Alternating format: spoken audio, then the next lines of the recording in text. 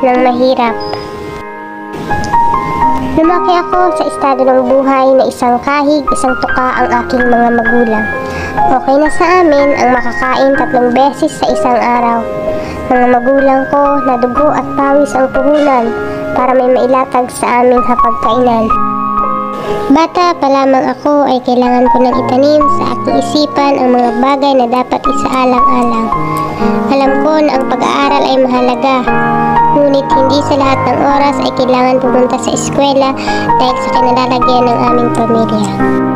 Sinasabi ko na sana may pera kami, sana masagana ang buhay namin.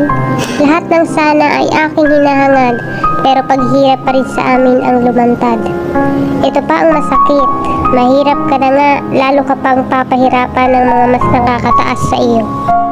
Kaya pangarap ko hanggang ngayon ay magkaroon ng magandang buhay, mairaos man lang ang pamilyang puro hirap ang pinagdadaanan. Alam ko nasasang-ayon din sa akin ang panahon. Buhay ay hindi madali, na tila kami ay nanlilimos, kaya iiyak na lang sa sobrang pighati. Mahirap maging mahirap dahil hindi mo alam kung saan kukunin ang mga bagay na kailangan sa pang-araw-araw na pamumuhay. Ayoko na sa hirap, sawa na ako sa hirap. Mga salitang bumubulong sa isipan, pero hindi. Tanggap ko kung ano ako, tanggap ko kung sino ako, at pinagmamalaki ko yun.